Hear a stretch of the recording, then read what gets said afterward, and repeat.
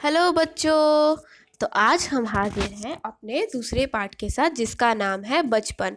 ये कक्षा छठवीं का लेसन है। इसकी लेखिका है कृष्णा सोबती। तो आइए जानते हैं इस लेसन के बारे में। लेखिका कहती है, मैं तुम्हें अपने बचपन की ओर ले जाऊंगी। मैं तुमसे इतनी बड़ी हूँ कि तुम्हारी दादी भी हो सकती हूँ, तुम्हारी नानी भी, बड़ी बुआ भी, बड़ी मौसी भी। परिवार में मुझे सभी लोग जीजी कहकर पुकारते थे। जीजी का अर्थ होती है बड़ी बहन, यानी कि सब लोग इनको दीदी के रूप में बुलाते थे। हाँ, मैं इन दिनों कुछ बड़ा बड़ा यानी उम्र में सयाना महसूस करने लगी हूँ। शायद इसीलिए कि पिछली शताब्दी में पैदा हुई थी। मेरे पहनने ओढ़ने में भी काफ़ी बदलाव आए हैं। पहले मैं रंग बिरंगे कपड़े पहनती, नीला, जामुनी, ग्रे, काला, चॉकलेटी। अब मन कुछ ऐसा करता है कि सफ़ेद पहनो, गहरे नहीं हल्के रंग पहनो। मैंने पिछले दशकों में तरह तरह की पोशाकें पहनी। पहले फ्रॉक, फिर निक्कर, विक्कर, स्कर्ट, लहंगे, गरारे और अब चूड़ीदार और घेरेदार कुर्ते। तो लेखिका अपने बचपन का वर्णन करती हैं कि उन्हें बचपन में बहुत अच्छी अच्छी कपड़े, बहुत कलरफुल ड्रेसेस पहनने का बहुत शौक़ हुआ करता था। पर अब वो सभी शौक़ उनकी जा चुकी है। अब उन्हें हल्के कलर के कपड़े या कहो तो उन्हें सफ़ेद कलर के कपड़े बहुत भाते हैं। लेखिका पहले अपने तरह तरह के कपड़ों के बारे में भी वर्णन देती है। जैसे वह पहले फ्रॉक, निक्कर, स्कर्ट, लहंगे, गरारे और अब चूड़ीदार और घेरेदार कुर्ते भी। तो आगे पढ़ते हैं। बचपन में कुछ फ्रॉक तो मुझे आज तक याद है। हल्की नीली और पीली धारी वाला फ्रॉक, गोल कॉलर और बाजू पर भी गोल कफ, एक हल्के गुलाबी रंग का बारीक चुन्नटों वाला घेरेदार फ्रॉक, नीचे गुलाबी रंग का फ्रिल। फ्रिल का मतलब होता है चुनट, मतलब कि उनके फ्रॉक के नीचे चुनट दिया हुआ रहता है। उन दिनों फ्रॉक के ऊपर की जेब में रुमाल और बालों में इतराते रंग बिरंगे रिबन का चलन था। लेमन कलर का बड़े प्लेटों वाला गर्म फ्रॉक जिसके नीचे फर टिकी हुई थी। दो ट्यूनिक भी याद है। एक चॉकलेटी रंग का और अंदर की कोटी प्याजी, दूसरे ग्रे और उसके साथ सफ़ेद कोटी। तो लेखिका बताना चाहती हैं कि उनके टाइम पर दो कलर के कपड़े, यानी कि एक ही ड्रेस में दो दो कलर भी मौजूद होता था। जैसे ऊपर का कलर जो हो गया वो चॉकलेटी हो गया और अंदर की जो कोटी थी वो प्याजी कलर की, प्याजी कलर जैसे कि हमें हल्की पिंक कलर की मिल जाएगी। और दूसरा जो बताती हैं कि ग्रे और उसके साथ सफ़ेद वाली कोटी। मुझे अपने मोजे और स्टॉकिंग भी याद है। बचपन में हमें अपने मोजे खुद धोने पड़ते थे। वह नौकर या नौकरानी को नहीं दिया जा सकता, इसकी सख्त मनाही थी। मतलब कि उनके घर में इस बात को कोई भी मंजूरी नहीं देता था कि मोजे को नौकर को दिया जाए, तो ये काम उन्हें खुद से ही करना पड़ता था। हम बच्चे इतवार की सुबह इसी में लगते थे। इतवार का मतलब है रविवार या संडे का दिन। जब भी संडे का दिन होता था तो लेखिका और उनके दोस्त या उनके घर वाले जितने भी बच्चे थे वो सब अपनी मोजों की धुलाई करते थे। धो लेने के बाद अपने अपने जूते पॉलिश करके चमकाते। जब जूते कपड़े पर या ब्रश से रगड़ते तो पॉलिश की चमक उभरने लगती थी। सरवर, मुझे आज भी बूट पॉलिश करना अच्छा लगता है।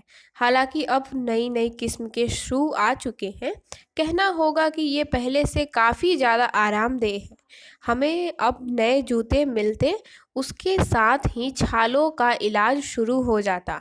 यानी कि पहले के जो जूते मिलते थे उसमें उतना ज़्यादा नरमी नहीं होती थी, वह कुछ सख्त हुआ करते थे। अब काफ़ी लंबी सैर पर निकलते अपने पास रुई ज़रूर रख लेते थे। जूता लगा तो रुई मोजे के अंदर, मतलब कहती है कि जब जूते नरम नहीं हुआ करते थे तो वो बहुत सख्त थे।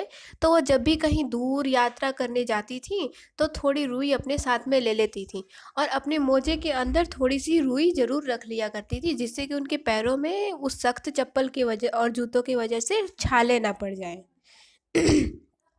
हाँ, हमारे तुम्हारे बचपन में तो काफ़ी फ़र्क हो चुका होगा। हर शनिच्चर हमें ऑलिव ऑयल या कैस्टर ऑयल पीना पड़ता था। यहाँ शनिच्चर का मतलब है शनिवार का दिन। जब भी शनिवार का दिन आता था तो वो लोग ऑलिव ऑयल, एक तरह का तेल है या कैस्टर ऑयल को पीना पड़ता था। यह मुश्किल काम था। शनिच्चर को सुबह से ही नाक में इसकी गंध आने लगती। छोटे शीशे के ग्लास जिन पर ठीक खुराक के लिए निशान पड़े रहते। उन्हें देखते ही मितली होने लगती। मुझे आज भी लगता है कि अगर हम ना पीते वह शनिवारी दवा तो कुछ ज़्यादा बिगड़ने वाला नहीं था, सेहत ठीक ही रहती। तो लेखिका को दवा पीने में बिल्कुल ही रुचि नहीं थी। उनको उनकी जीभ मितलाने लगती थी जब भी वह दवा के नाम सुनती थी। तो आगे बताती हैं, मैं बताऊंगी कि हमारे समय और तुम्हारे समय में कितनी दूरी हो चुकी है। यहाँ तक कि बचपन की दिलचस्पियाँ भी बदल गई हैं। याद रहे उन दिनों कुछ घरों में ग्रामोफोन थे, रेडियो और टेलीविज़न नहीं थे। हमारे बचपन में कुल्फ़ी आइसक्रीम हो गई है, कचौड़ी समोसा पैटीज में बदल गया है, सहतूत और फालसे और खसखस के शरबत कोक पेप्सी में। तो लेखिका बताती है कि जो उनके समय के खाने पीने की चीज़ें थीं उसका नवीकरण यानी कि उसमें बदलाव आ चुके हैं और उनके नाम भी बदल चुके हैं।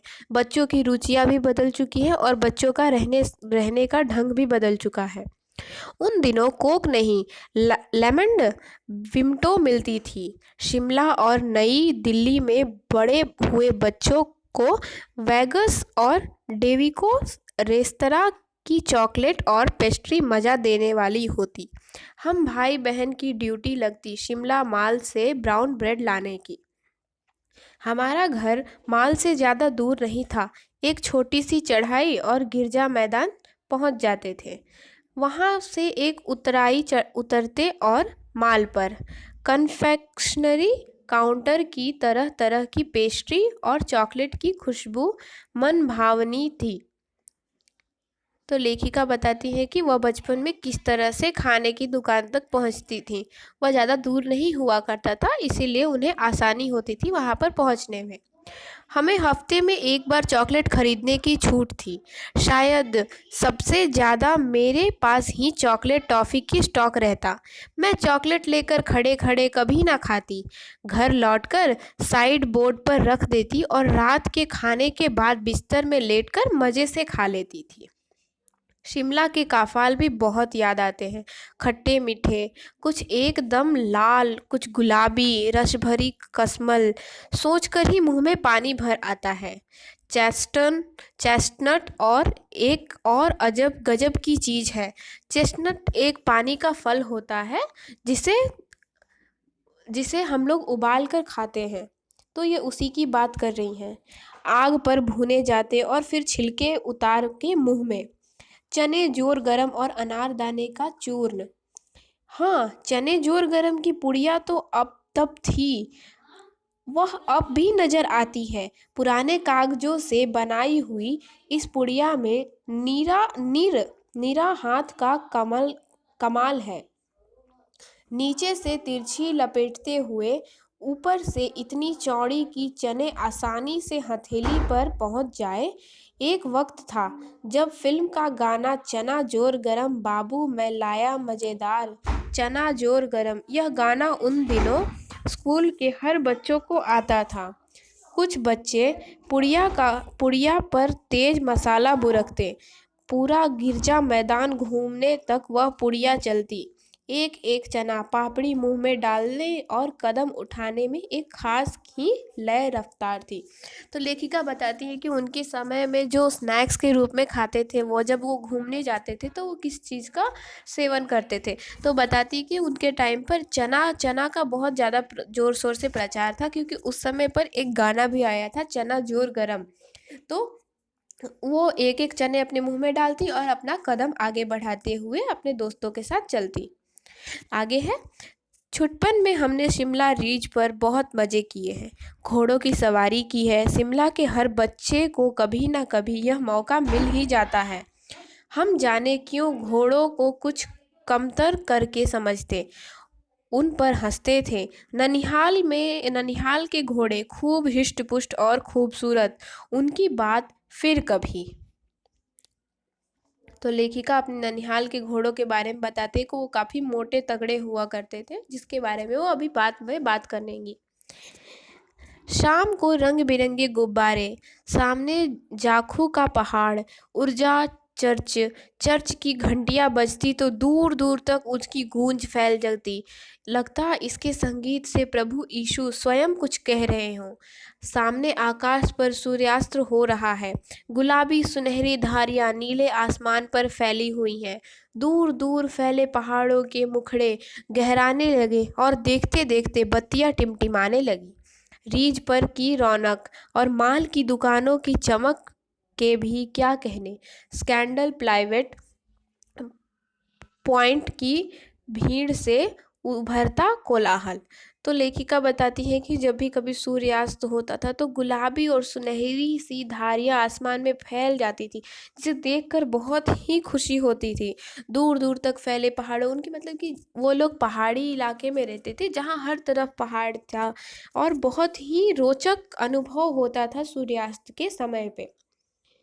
सर्वर स्कैंडल पॉइंट के ठीक सामने उन दिनों एक दुकान हुआ करती थी, जिसके शोरूम से शिमला कालका ट्रेन का मॉडल बना था। उनकी पटरियां, उस पर खड़ी छोटे छोटे डिब्बों वाली ट्रेन, एक और लाल टीन की छत वाला स्टेशन और सामने सिग्नल देता खंबा, थोड़ी दूर पर बनी सुरंगें। पिछली सदी में तेज रफ्तार वाली गाड़ी बहुत वहीं थी।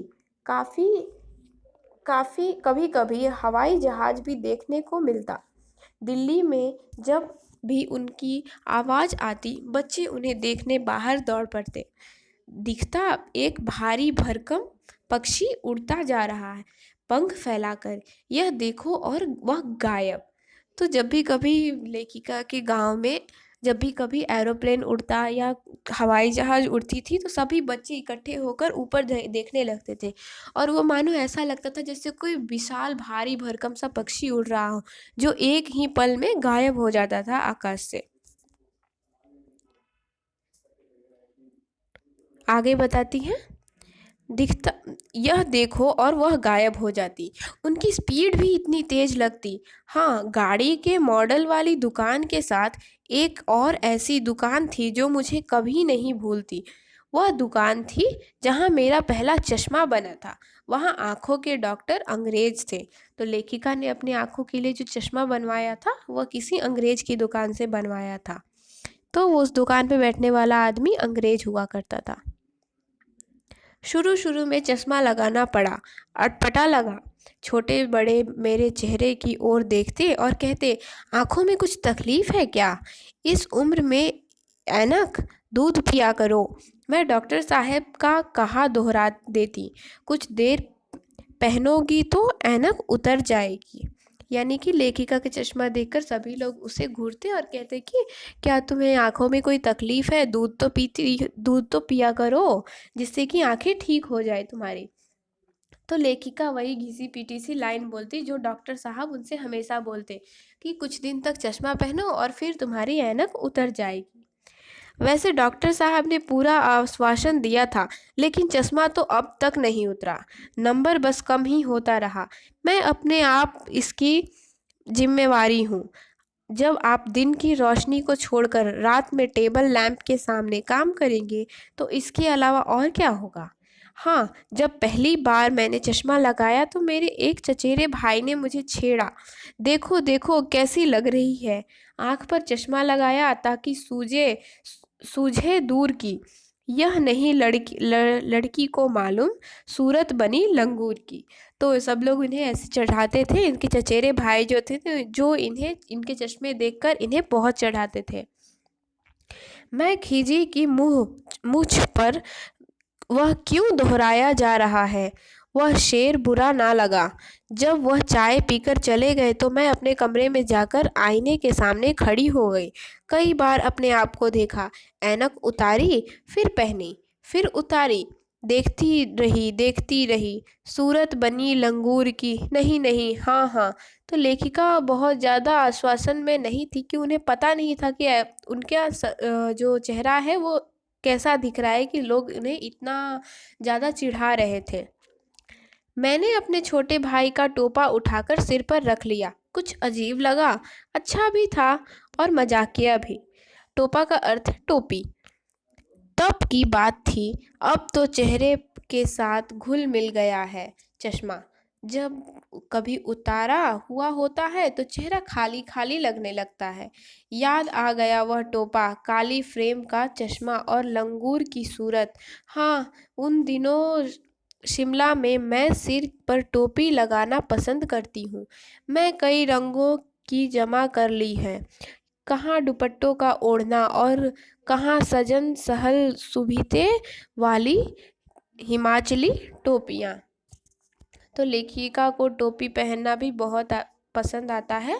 यह हिमाचली टोपियों की बात करती है। एक खास प्रकार की टोपी होती है जो पहाड़ी के लोग पहनते हैं। तो ये अपने भाई की टोपी पहनती थी और इन्हें बहुत पसंद आता था। लेखिका को धीरे धीरे अपने चश्मों से भी लगाव हो चुका था। जब भी वो कभी चश्मा उतारती तो उनका चेहरा जो है वो खाली खाली लगता था और बचपन में उस सभी चिढ़ाने वाली बातें उन्हें अब भी याद आती है। तो आशा है कि आपको यह लेसन बहुत पसंद आया होगा। तो मिलते हैं अपने अगले वीडियो में, तब तक के लिए बाय।